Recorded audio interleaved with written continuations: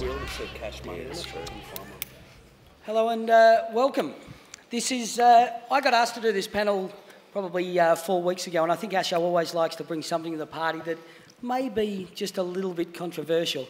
I know there's some artists out there that are probably sitting down and thinking, looking at the screen and going, hey, are artists earning too much money? Well, I'm definitely not. Couldn't afford a Big Mac down at the mall last night when I was going around seeing bands. But that is the discussion we're going to have tonight, or today. And I think we've brought together a pretty good panel. We've got a bit of everything here.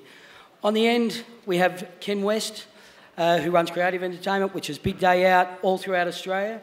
We have on the next, we have Stephen Wade from Select Music Agent, so we've got a bit of everything. Ali, who's from C3, over from Austin, who are the new partners in Big Day Out, but also Lollapalooza. We have Jessica Ducrou, who is the head of and owns Splendour in the Grass. And then we have Gregg Donovan, again, another manager. And we've got Bill Cullen here, so managers. So we've got a bit of everything. We've got the agents, we've got the managers, and we've got the people who may be paying the big bucks or may be paying too much. Are they paying too much? I think we'll start by just going with the question, and I think we'll throw it out there to everyone, and I think we've got to throw it out to the promoters first, and I think Ken's going to be the first person I ask the question to, because we know he's always got something to say and it's always intelligent. So, Ken. Yeah, right. You're coming into it, you've got a big festival coming up, you're obviously sitting there and put together the lineup. Do you think certain artists, are artists earning too much money these days? Well, I think the artist is not so much the point, really. It's more of a situation of how the mechanisms of the purchasing of talent's changed since it's become very structured in a global world. If you're talking about international acts, it's different to local acts.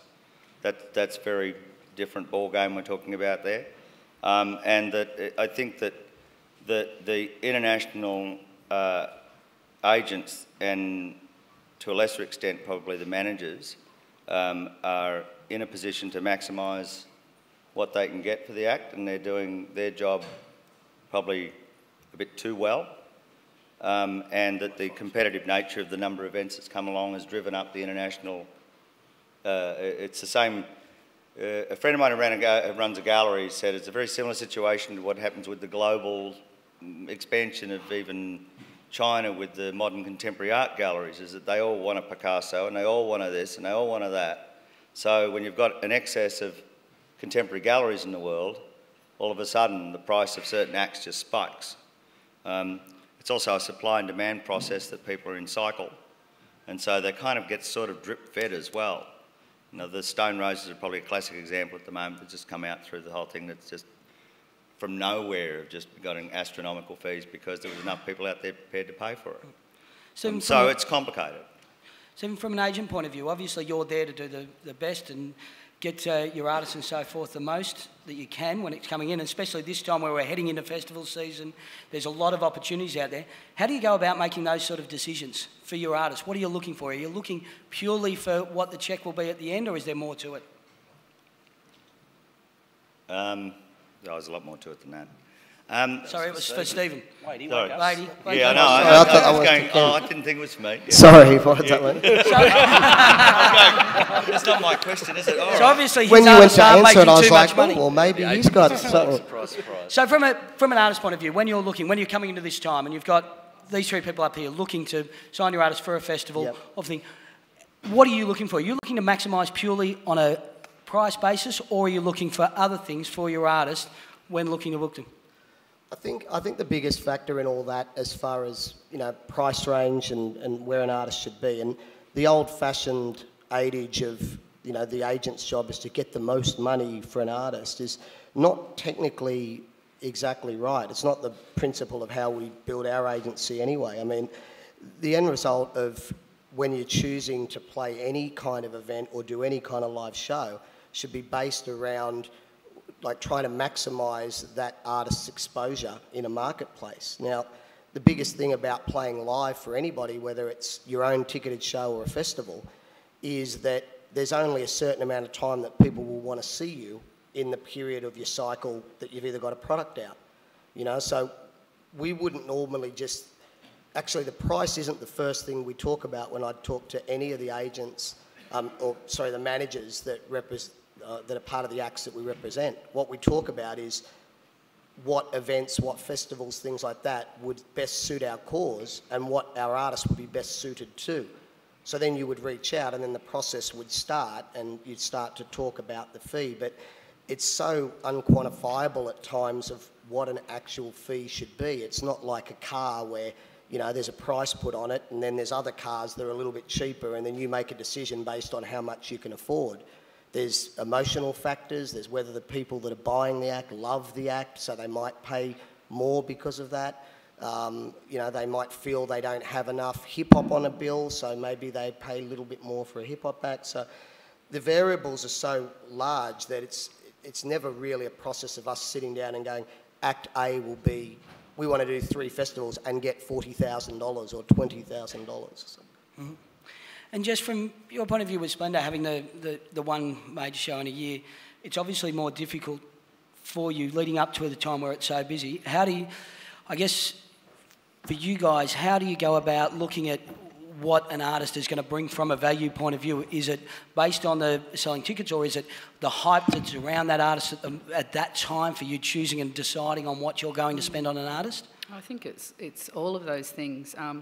You know, I guess the first thing that we consider is there a new release out? Are people going to be hearing something new that they may not have heard before, or see the act play something new? I think how they're selling tickets on their own, doing their own headline shows, is something that we really consider. But definitely from a Splendour specific point of view, we end up paying a lot more for talent because we have one show to attract acts for, and sort of different to the Big Day Out and, you know, other touring festivals. We end up paying premium generally for international artists, certainly. And how's it for Gregg and for Bill? How does it affect you guys? Obviously, with the, you know, leading up to this time with your artist and your artists who are Australian artists, we've got festivals. We're seeing international artists coming in and being paid, you know, large sums of money, whether it be festivals or just for pure concerts and so forth. And you've got artists that are selling, you know, large rooms and so forth. Could be quite up on the bill, but may end up being down because of the money that's being paid. How does it affect you from a, you know, from both of your point of view? Well, I mean, I don't really care what the international acts are getting paid. I think they're chalk and cheese. They're 2 different things. They're 2 different scenarios. You know, with, you know, an act like one that we manage, like Boy and Bear or Grinspoon or something, they're going to be touring around Australia a lot. They're going to have a little less value for these guys because, you know, they've been seen already by some of the punters and those kind of things. So what we try to do anyway is not think about the big money. And I think this is probably part of the problem is a lot of managers do go for the big money because it's easy to go back to your act and go, look, I got all this money for you for this one event, and then, you know, you don't have to promote it, you don't have to do all the other work that comes with it, where you shouldn't be thinking that way. You should be thinking about a long-term career for your acts. Is the event right for you? Is it the right place in your cycle compared to where your album tour is and all those things? So, you know, one year what Grinspoon's worth to Ken or Jess is different another year. It's not the same every year. We don't have like a sticker price like a car, like Wade would say. So we really like to have long conversations about it and really talk about what are we doing on our album cycle this time around and how does that event plug into us? So it's a big picture over an 18-month cycle of an album release rather than how much money is there. And Bill, from your point of view, do you think that, you know, artists now with social media and so forth, all of a sudden there's that instant. It used to be a band used to tour, they'd see their fans out in there and go, I've got 200 fans or I've got 300 fans and I've sold 1,000 records. Now, a band can put up a track on Facebook, have one track, have never done anything else, and all of a sudden they think, I've got 20,000 fans. Do you think that's changed the way that artists perceive themselves of what their worth is? I think it's changed the value that promoters probably put on acts more than the artists putting a value on themselves. That, like a Facebook like, it's a nice thing to have, but it's not worth anything. Nobody's investing when they click a button to say that they like a band, and it's to do with the genre. You know, I don't know, One Direction have probably got 100 billion Facebook likes, but it doesn't mean that they're worth anything for a festival. So yeah, I don't think that's really a measurable value. And Ali, from a US compared to the Australian market, obviously, you know, we were talking out the back from I own the Music and Street Press Australia, and we've seen 142 festivals that are going to happen between now and just after Blues Fest, which seems insane for such a small place. What's the market like over there, and is there that similar issue? I guess you've got Live Nation that's bought into a lot of things. You've got a new person buying all the EDM festivals up for, you know, literally coming over $1 billion. What's the market like over there? You know, it's different over there. I mean, like we were talking about earlier, I think we're a little behind. The market's not as saturated. There's festivals popping up everywhere, a lot of which are successful, some of which aren't. But we found the most successful, you know, festivals are the established ones, the ones that have established a brand.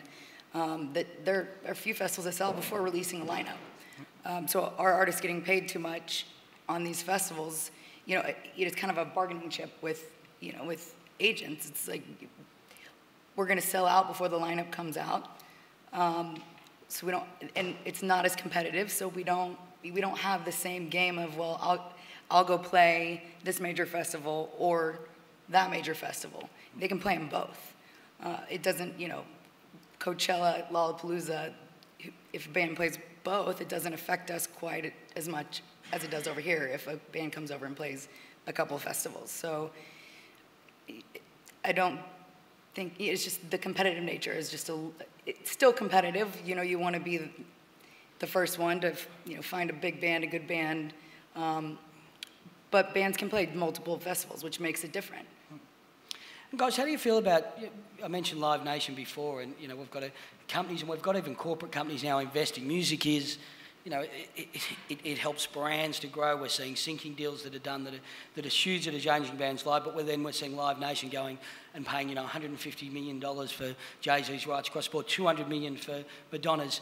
How is that changing the landscape with, I guess, people with that, and then the other corporates that all think, oh, well, there's a little bit of money over here in music, we'll just go in there without that much knowledge. How's it affecting, I guess, everything from the festivals through to the artists who you're looking after and agents? Well, I mean, there's a lot of different issues here, but I mean, one issue that I have a problem with that is, I mean, we actually do a lot of touring with one of our acts, Airborne, through Europe with Live Nation and doing all that stuff. And I think that because they have to be, they're a big, massive company and they've got to show their quarterly profits and those things. So they make some bad moves. For example, I went to a show over in Europe once and there was another one of their shows that wasn't selling so well, and they had guys in suits out the front selling 2-for-1 tickets the day before events, and the guy I was with, the local, said, yeah, this happens all the time. Live Nation are constantly selling 2-for-1 tickets at the last minute. Now, people are going to hold out to buy their tickets for the next event to wait to see if they can get their 2-for-1 ticket, and you're training a marketplace not to buy early. I think too, as soon as you're dealing with a company that's listed on a stock market, they're beholden to the shareholders, and all they care about is constant growth and turnover. So they'll pay more, and they really don't give a shit about the events at the end of the day. It's just about the share price, and that shouldn't really come into play with music. It killed record companies, and you know, I think it's on the way to killing promoters as well. And it's a stock market play. They're not in the music business really. And how do you guys see that, Ken? I guess from well, I was going to say there's a few stories in this one, but one of the obvious ones is that when the situation came up with the big day out and changing of the guards, more or less, is that there was the Live Nation aspect in play, and AG and Gudinski's and Chugs and Jess, and see how we could keep things going. And one of the things I said is I'd be damned if I'm going to let the big day out be used as a blip to keep the share market up for 2 weeks. That's the only reason that somebody wanted it, because it's. And the other thing is that the managers that I know in Europe, and particularly Skumek Sabaka, who's the manager for Rammstein and Kraftwerk, he said, well, when Live Nation get involved, we just double the fees. That's what I was going to say. You know, the thing with us getting paid too much money, I'll happily take too much money off Live Nation. And then I go, well, why do you do it? Because these shows don't work. He said, well, because then we can do the arty one that we couldn't afford to play. So there's this weird. I mean, V Festival came in and had the same kind of problem. It's kind of like, oh, it's loads of money there, let's just charge a lot. So, and that's always going to be the constant fight, is just go, we're not that festival.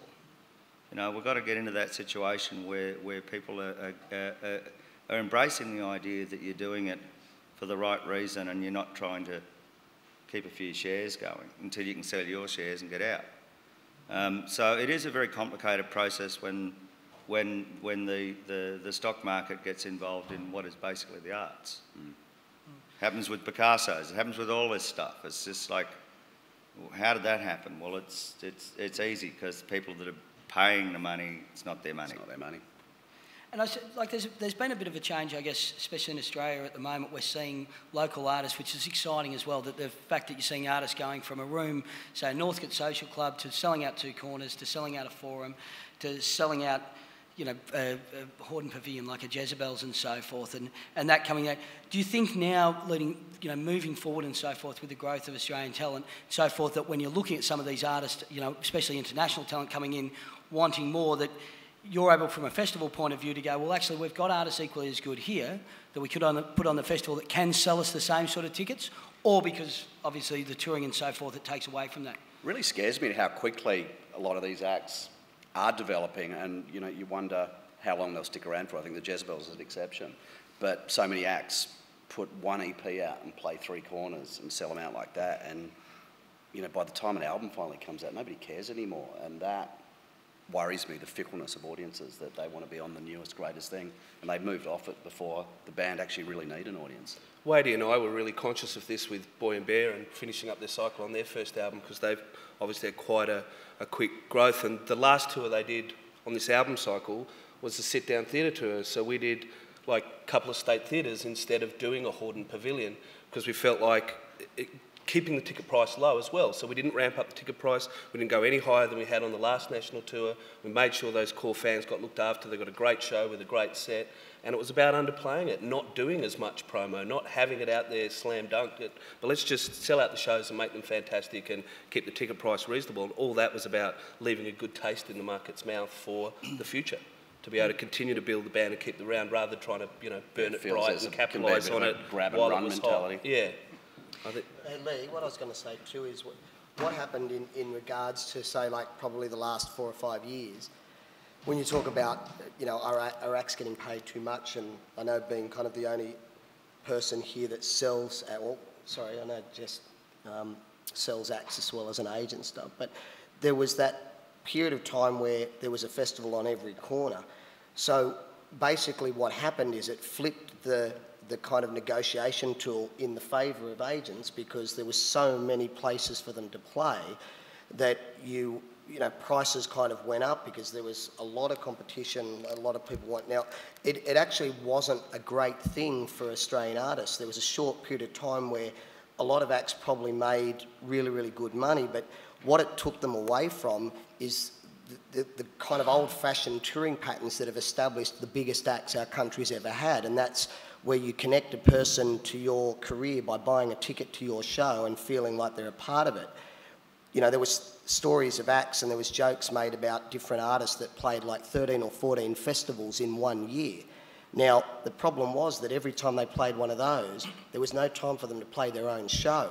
So in the artist's mind, and their agent, and their manager, they're going, shit, we played in front of 10,000 at that festival and 6,000, but at the end of the year, half of those people are transient. They're probably getting stoned or up the back, you know, passing someone off, and they haven't even looked at the act, you know, and they get to the end of that year thinking, technically we played in front of 123,000 people, but how many 6 months later, they'd be lucky to sell a show for 300 people with a ticket, you know, but they might have been getting $20,000. Now, that doesn't happen now because half of those festivals died as they were going to, and then you're left with the established festivals that are a brand, and that where when I first started booking, you aspired to get on one of those festivals to give your act the opportunity to kind of, you know, start their process of playing a big stage and being in front of people. And I guess that's it, that the thing that's happened now is that pathway has changed and people going back that pathway. But how does that affect for Jess and for Ellie and for Ken, with you guys now, because of the opportunity, and the touring circuit is quite strong in Australia, leading into a festival where you've got, especially from a local artist point of view, you know, is there a period where you say, okay, guys, we'd prefer you not to be playing a show for the 6 weeks leading into our festival because we want people to be discovering you at the festival again, not just seeing you 2 weeks ago, you know, at the Great Northern in Byron? Jess and I, it's slightly different with the C3 situation, but Jess and I, you know, we've had our communications of going, part of the problem you've got really here is that all of these things are morphing too. Is that they'll come and do, I mean, it was, there's no problem talking about a bit of a train wreck for both Splendour and Big Day Out last year, partly a lot to do with direct overlapping as well of It's been done. Triple J's promoted both. Same presenters, same everything else. It's overexposed. There's not really much value on two things. But part of the problem with the international agent situation is that if I don't take them on Big Day Out, they're going to be on somebody else's festival because they're not worth anything as their own tour. Yeah. And these are big acts, and you're going to go, well, a Dizzy Rascal is going to do an Enmore, but you're wanting $1 million for a festival run. It's just not, there's just not the maths there. But someone will pay it.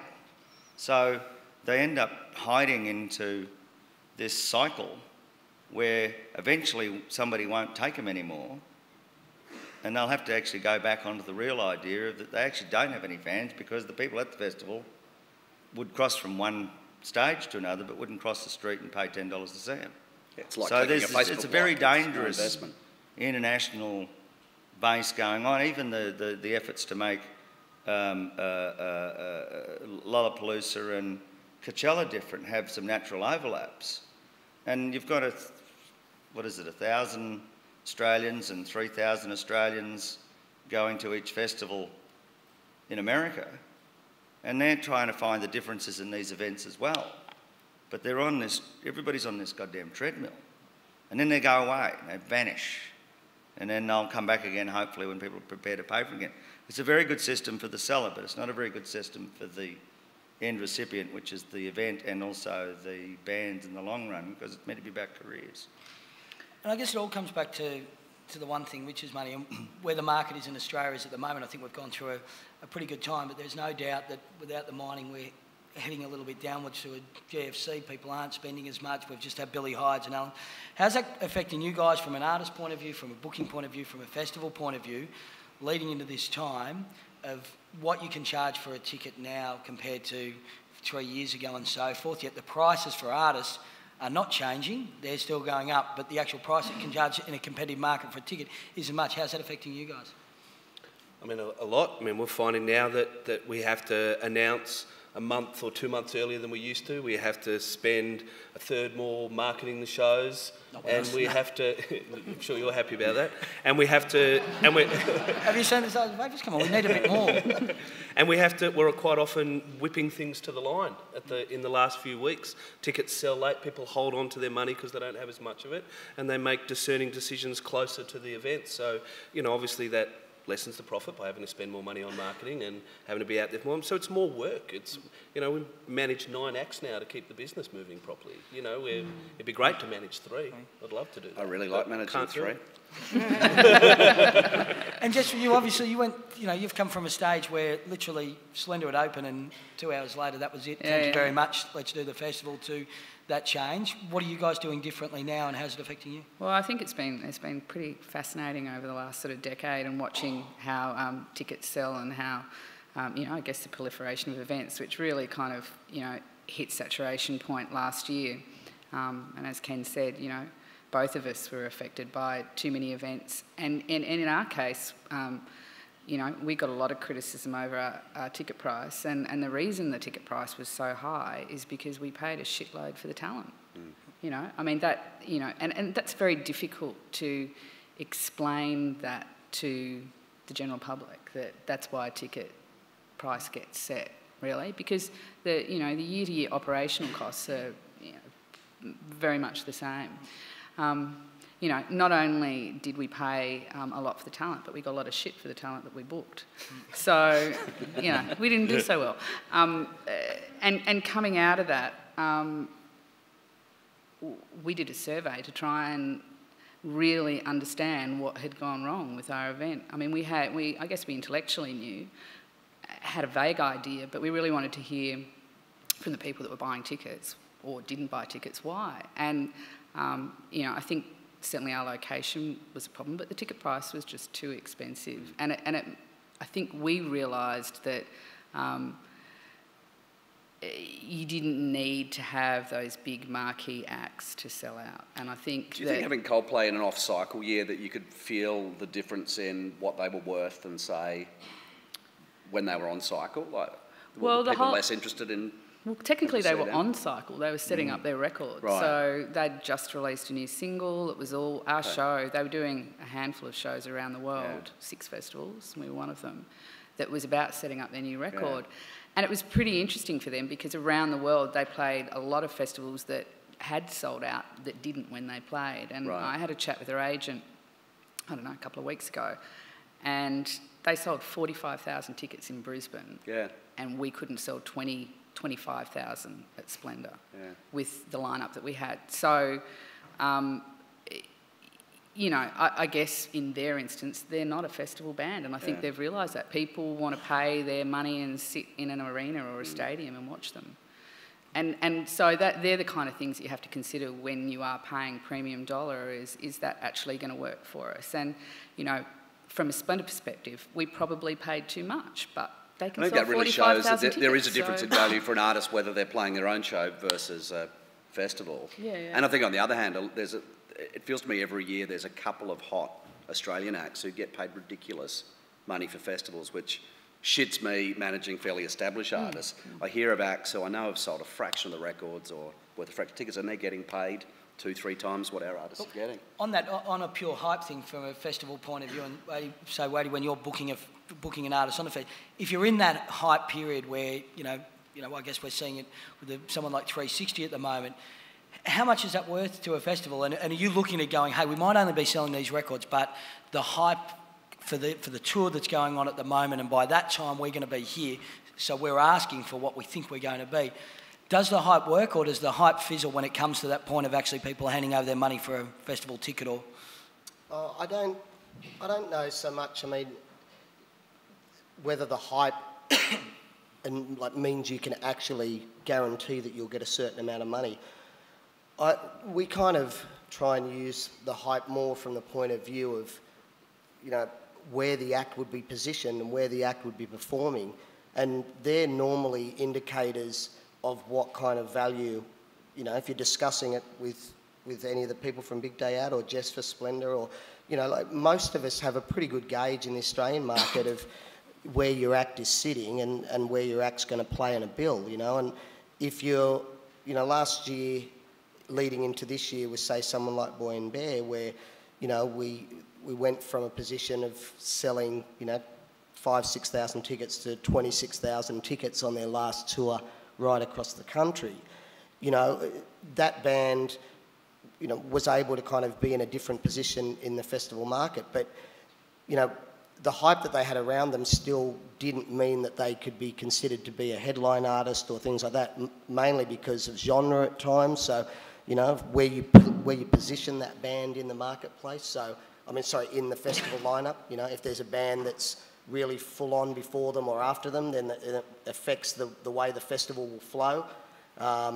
So, you know, there's a whole range of things there. So I think hype enables you to have a discussion based on reality, because if the reality is that you're doing, you know, enormous figures on Facebook and Twitter and you're selling a whole lot of tickets and you've sold 100,000 albums, then it's obvious that a lot of people know your band or your artist and they would want to see them.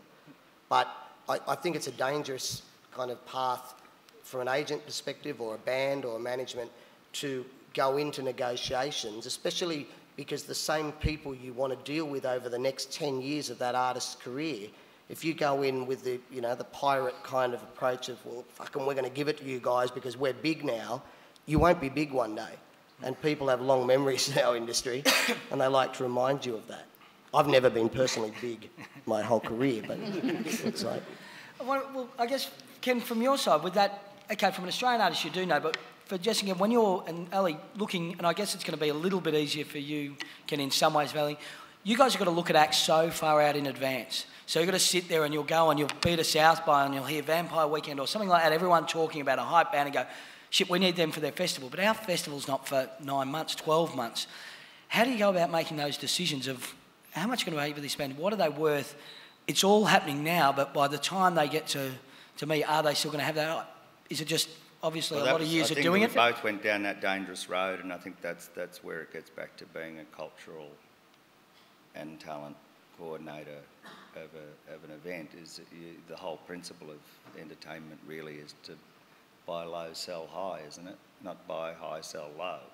So a lot of this, the festival process and the touring cycle as well, to some extent, when you're booking that far out, you've got to really resist the idea that they're hot now, but I'm going to put them on sale in 3 months, and the thing's not till a year away, because by the time it comes around, people are probably going to be over it.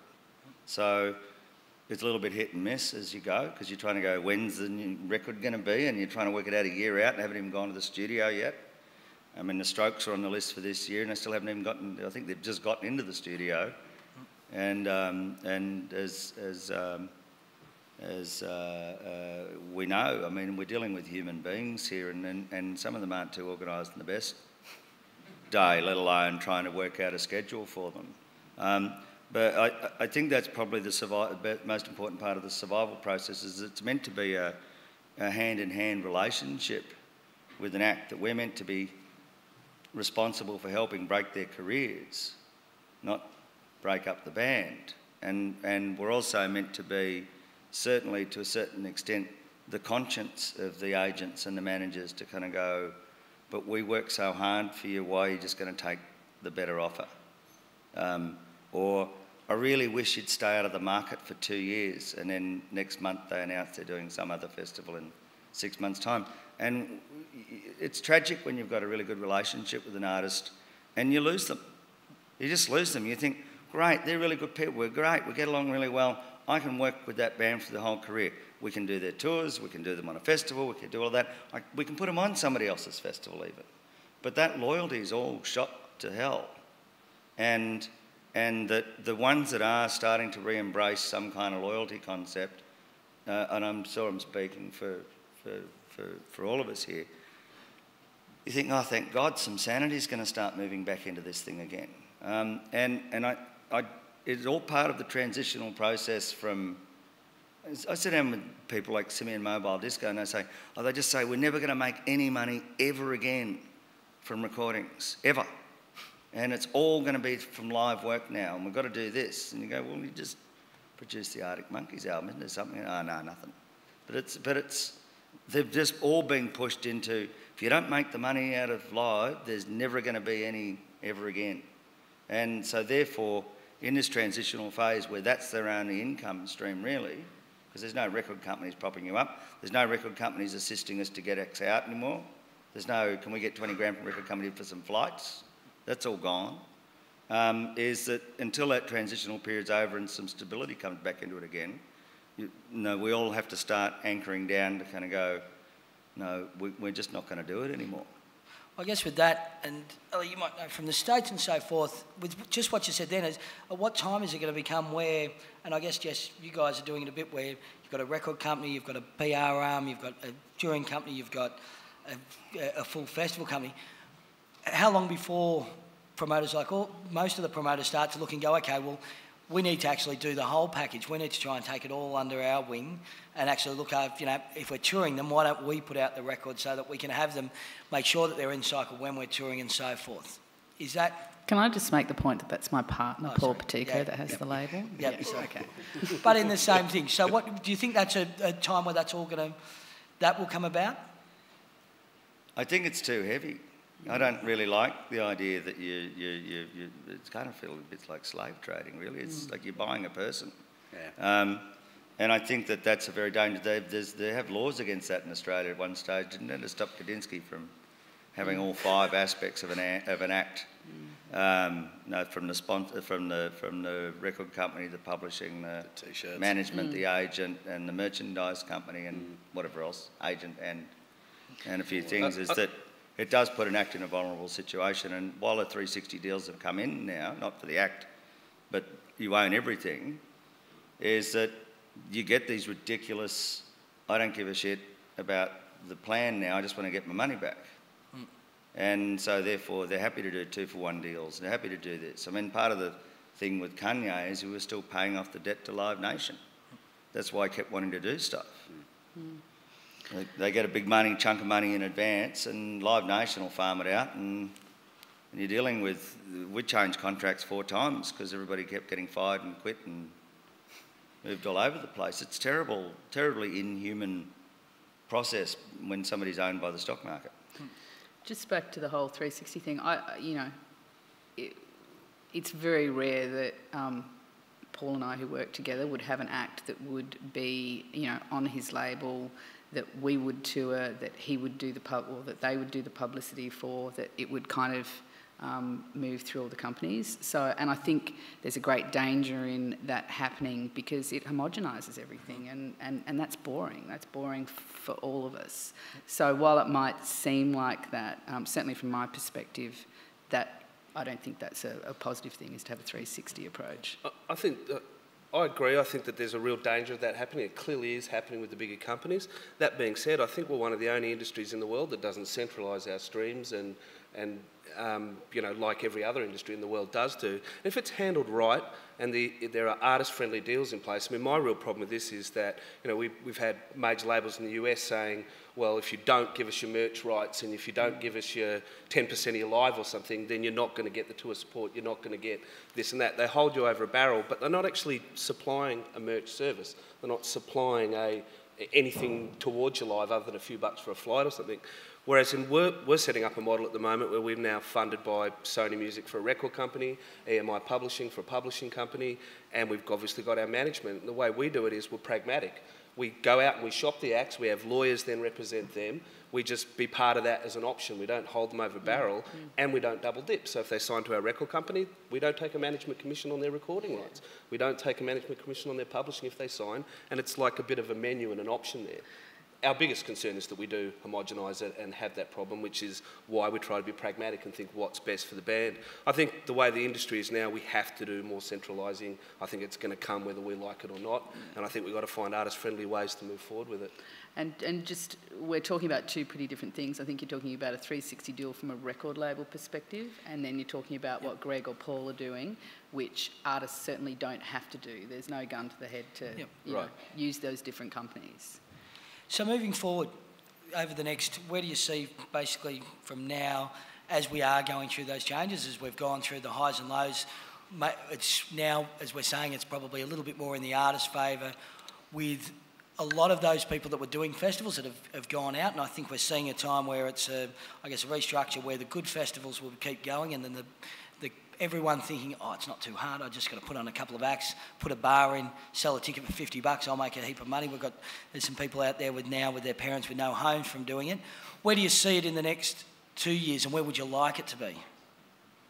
I think it's it's rebalancing, recalibrating, and it'll get back to normal, and then, I don't know, maybe in 5 years' time, there'll be more dickheads who think they can put on a festival and lose their parents' house, and we'll go through it again, and it'll still be the festivals with the really strong brands that sustain, just like it's acts with strong brands that sustain. There's always going to be that element. And from that artist position, do you think, like with social media, it's only getting bigger and crazier? You know, everyone can have such instant access. You know, we're seeing, from our point of view within the paper, you see a band that's got Triple J Unearthed, one single, and everyone's talking about them. But then when you go, we send a reviewer to go see them live, they can't perform live. So all of a sudden, in the blink of an eye, it's like that one song was downhill, it was a train wreck, shouldn't even be playing yet. Haven't done, as we talked about before, the pathway and so forth. But with that becoming, I guess, even more, there's going to be more different ways to be able to showcase and so forth your music. What is going to happen for, I guess, those artists and so forth, and coming to you and going, we've got 8 billion friends now because we can Instagram a photo of us playing on stage while streaming this and doing that? I think through all this, what we're seeing is the rise of middle class of artistry. You know, I mean, before we were slam dunked by a couple of media portholes and a couple of retail portholes, and there was, you know, there was a small handful of acts that were pushed, and they all had a house in Miami and one in, you know, in Barbados and all that kind of thing. Now that money's getting spread out. People are able to be in a niche business. We always talk... I don't think in this market, I think this market's too small to sustain a middle class. I think in the US, there is a viable middle class of artists. And here it's still really fucking hard to make a living. Even a gold record doesn't give you enough money to actually give up your day job half the time. And what I was about to say was that Airborne is a good example because we're starting to break other territories. We're breaking in the UK, in Europe, doing this. And we always talk about how we're in the airborne business. We're not in the music business. You know, we try to think of it that way in terms of long development. Whereas in Bill's right, the acts that just work here in Australia, like Grinspoon, which is very, you know, Australian-centric, it's very difficult for those guys to make a good living out of it. I think people will be surprised how much money those guys actually have, and they've made 7 records, they've done a lot of stupid things with some of the money too, but they've, but all that aside, in all seriousness, they haven't made what I'm sure people probably think they have, and it is very difficult with just this one market to do that. So I think it's about being really smart about it, not trying to be a rock star who has lots of money and think, well, can I make a good living like another professional can? Can I pay my mortgage off without being in trouble? Can I put my kids through school? Can we go on a holiday? Can we put some money aside each year? I think to be thinking sensibly like this is just the way the world's going across the board now. And artists and managers and people want to have long-term careers need to think that way. And hey, if things go better for you and you blow up and end up doing stadiums, then fantastic. But that is like lightning striking. That is an extremely difficult thing to achieve. And even would say Gautier, where lightning has struck, he's struggling to sell out arenas in Australia, where they had a couple on hold everywhere. It's a long way from selling out. And I think in the US, the live business isn't that good. Like a big hit when the lightning strikes doesn't mean that much on the live side of things.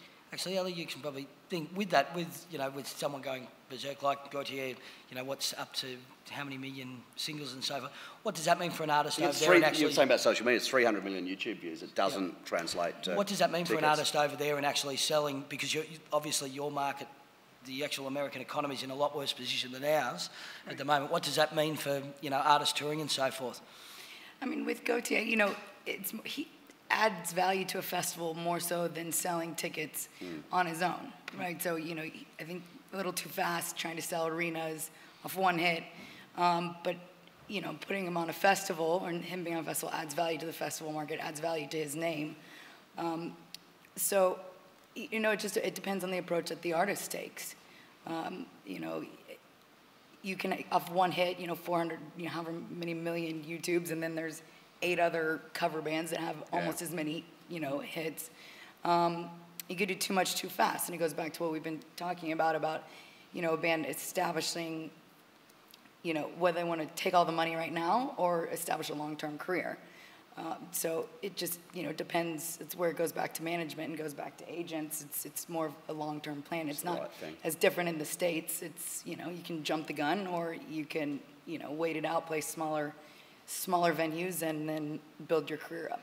So are you saying that it was bad booking choice, really, with Gautier and what's going on over there? I mean... Kind of, maybe. I mean, I think, you gotta play... How's the weather? We've only got 5 journalists in the crowd that are going to put this quote everywhere, so... Please, Ali, make a stand. Thank you. Are you for or against? I was surprised he didn't do festivals here, because I'm sure there would have been, a couple of festivals that would have paid him $500,000 a show. Well, interesting, with my Homebake hat on, we tried to get Gautier to headline Homebake, but he wanted to do his own it was really interesting, because there's festivals with more money than Homebake that would have paid. Yeah. And probably wouldn't have worked for them, but and the timing would have been perfect. Yeah. It's a shame.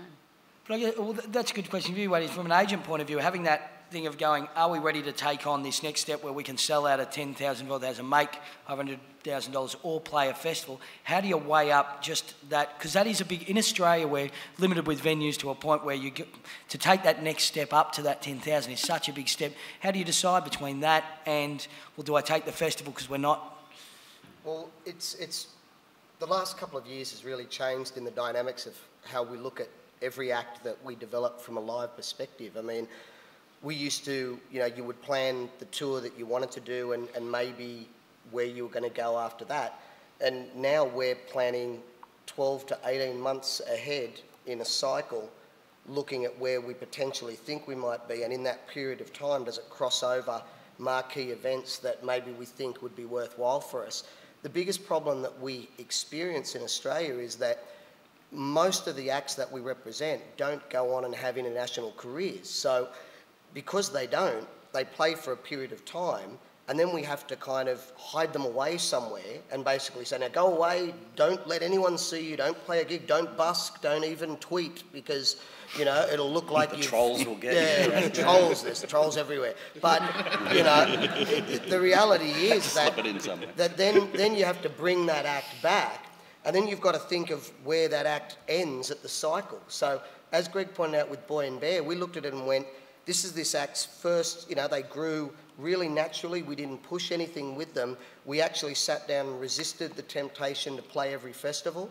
We played the Big Day Out, and that was our only, at that time, major, because in our mind, that plugged them into a real commercial market that we weren't in front of primarily through the Triple J market as well. So that was our whole goal. We built around that, and then we thought, if we get to the end and we're at Enmore, like Hordern Pavilions or entertainment centres, where do we ever go from there? We can't be bigger than that in Australia, and unless they can go overseas for long periods of time, anything else looks like we've gone backwards the next time we start touring again. So, you know, the reality is that what we're trying to do a lot more, and what we're encouraging is to try and flip it on its ear a little and get Australian acts to realise that our country has a shitload of towns and big cities that you can go and play a show in and build your live career around that. And a lot of those don't compete with festivals.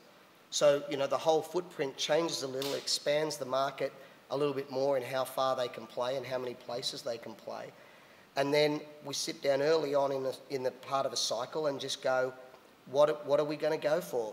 We now realise it's changed. You can't do Falls Festival and Laneway and Splendour and Big Day Out even if you're hot, because those festivals now, they want something exclusive about what you're doing and they want it to be a little special. So we're now having to plan really intensely whether we would pitch, and if we pitch for a Big Day Out or we pitched for Laneway, it doesn't even mean we're going to get them. So there's a whole element of guesswork that you're starting to do really early on in the act's career that makes the whole process a lot more convoluted than it used to be. It's not anywhere near as simple as it was 4 or 5 years ago. And it's actually in everybody's advantage to actually talk about these things far out. Like I know with Grinspoon's new album being set up, Owen, our agent, had started talking to Ken long ago about when the record was coming, how we're going to set it up, and we involved them in the conversation about what we wanted to do for the whole album cycle. As a consequence, we start our cycle on Big Day Out. We get an first announcement about being on Big Day Out right when our first single's coming out. The album's out on September 28th. We're not going to do a headline tour until we've done Big Day Out.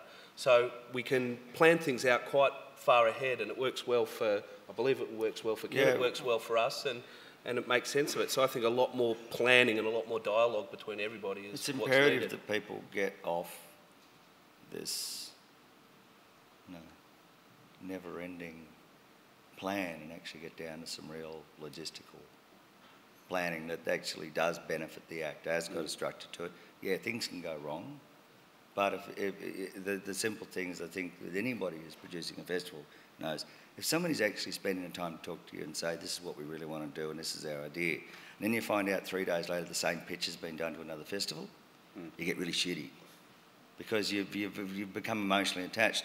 And all of us have been pretty burnt by being emotionally attached to things when people have been giving you lip service. And so some of the artists that will, you know, Jess and all of us here, you know, just go,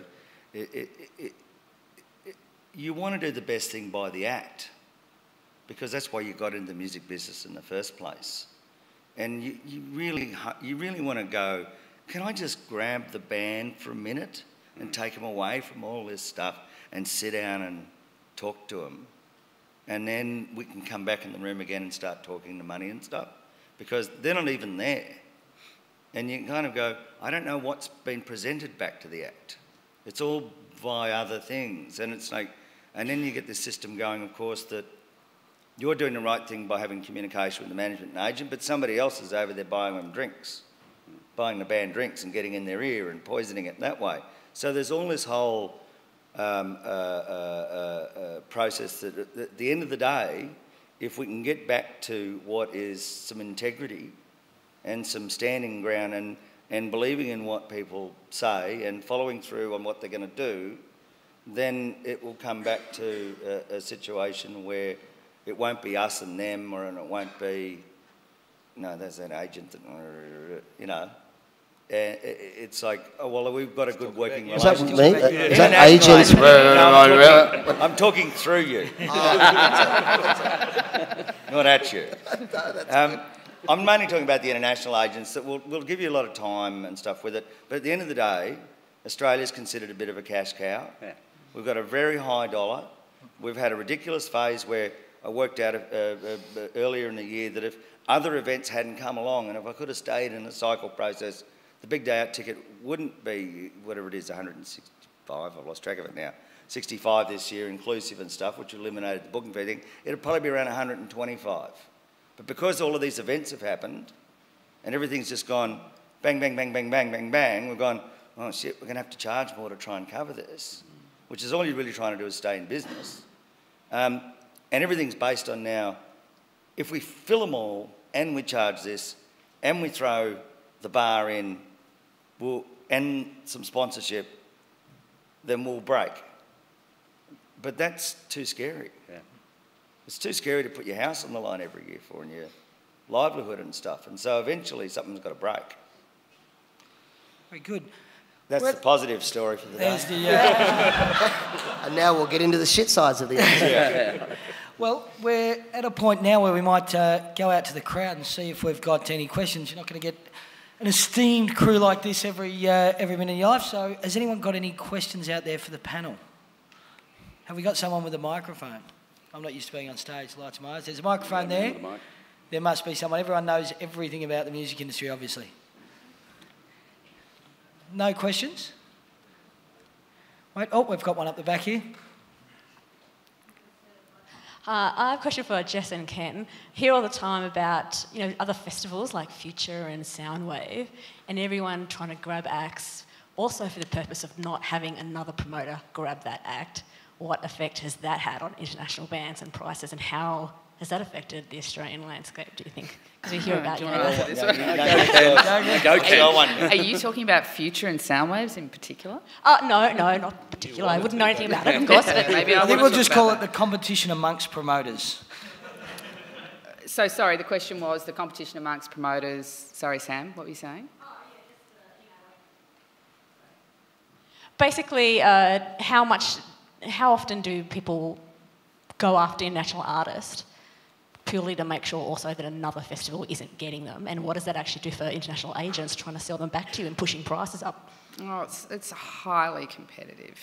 And I think, and Ken and I have had a dialogue for years and years about, and I guess obviously we're competitors, but as much as we can, we try and support each other. And I think that there are, other festivals that we feel the same way about.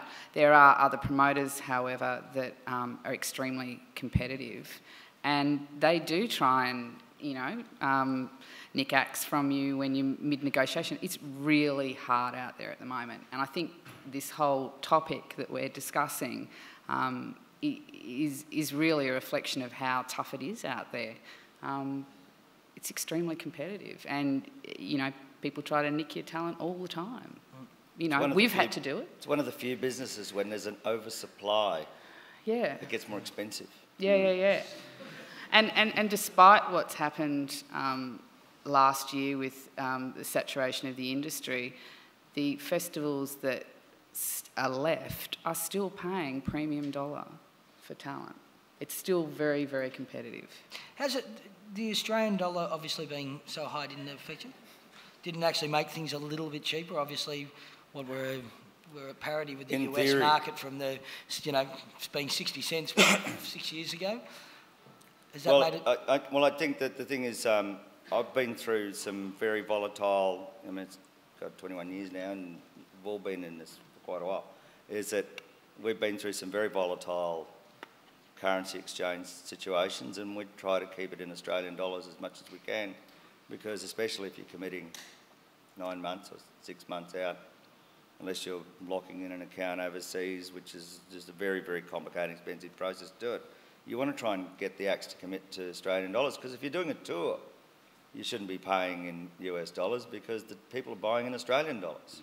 And they're quite happy to at the moment, though, aren't they? I mean, 5 years ago, they wanted it in, pounds or US bucks. But Yeah, because ours is so strong. my favourite one was when all of a sudden you had an English agent selling an American act to you in euro. Yeah. Any more questions from the floor? Did I see another hand? We've got one smash. This is going to be good. Hello. Hi. I'll declare my interest though. I own a ticket company, so I've got a vested interest in this question, I suppose. Leigh kind of jumped the gun on my question a little bit. For years, it's pretty widely known that the Australian ticket price is sort of double than the rest of the world. So generally speaking, tickets here sell for double than everywhere else in the world. For many years, promoters used the exchange rate as an excuse. So, which fair enough, one way or another, maybe that was true, maybe it wasn't. Although if, my view is if you know how to run a really well business, you hedge against the exchange rate anyway. But having said all that, the price still continues to rise. Now bands are to blame. So I'm just wondering, is there another thing coming that will keep prices high? I think the ticket fees are too high. Oh! If we want to get into that. Surely you're not talking about independent tickets. No, just the big ones. Bill? The big ones and the credit card companies make more money than the promoters and the artists, that's for sure. Well, we won't get into that here. I mean, part of the issue is... That's actually why I'm not on this panel, guys, remember? Yeah. That question is why I chose not to be on the panel. There's another chair on the corner over there. Let's get him up and grill. But we know part of it is straight up is that at least half the show's costs are in presenting the shows, which is all in Australian dollars, and we can't, change that aspect of it. The second part of it is what started as a hobby for a lot of people working on festivals, really cool. Now you have to pay them a lot because actually it's their career. And that the most important part of it is that it's really driven by the one thing, which is that if there's 6 people bidding for an act, they're going to bid as much as they possibly can. They don't care about the exchange rate. And so you've got acts that we know, and Ali, those are still going, I can't believe what bands are getting paid to come to Australia when it compared to fees in America.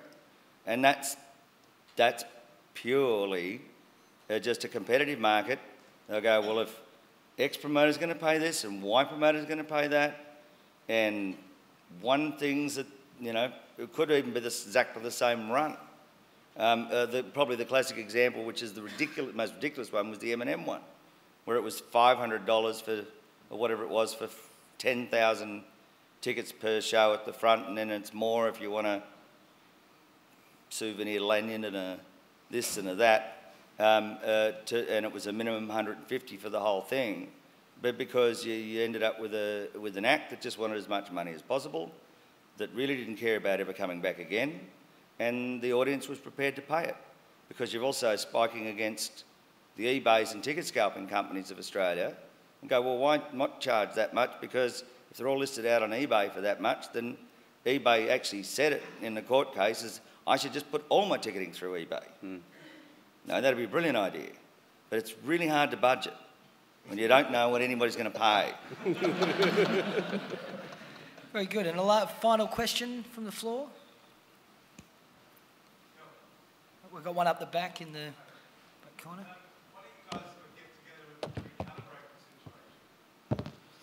It's very convenient. Why are you talking product conspiracy? Price fixing. Price fixing. It's a good idea. You think that doesn't happen? We try, but then they just ring up the other promoter that's not talking to us. There's always, there'll always be one promoter who's going to go out on a limb. Yep. Yeah. Because there'll always... Well, we talked about this yesterday, Cass. And there'll always be one outsider trying to fuck everyone else over. Well, we've come to the end of the panel. We're going to end it right now. People fucking Yes. Bill, that can't be the last That can't be the final quote. Can someone come up with a positive line just to finish it? Bill Cullen. Aren't you the #1 music industry person in Australia, or 2? Can't you come up with something better than that? I was... Bill. No, I was number 37. Oh, right. Yeah. No, I was below that. No. And just on that note... Jess was pretty high, I was though, an on outside. that survey. Jess was number 2. Yeah, right. Well, what's your last quote? I was in the top 5, the music industry promo or poll of musical people under 6 foot. So, and guys, just to finish up just on that, because obviously they do all have numbers, and you can grab the AMID if you go to themusic.com.au, go to shop, buy a copy of the AMID. We need your money so that we can help these guys promote the show. Also, guys, remember that most of the bands that are playing tonight aren't making a lot of money, and there's some amazing bands. Last night, 60 bands, incredible. Get out there tonight, see as many shows as you can. And if you're a delegate, at the end of the night at 12 o'clock at Birdie Num Nums, there's a party where finally we give a bit back to the music industry and the people that spend lots of money with us throughout the year by throwing some free drinks on. It's also Create Control's party. It's a joint party, so get down there, have a drink on us, but get out and see as many shows as you can tonight and enjoy the rest of the lovely Brisbane weather for the day. Thank you. Very nice. Thanks.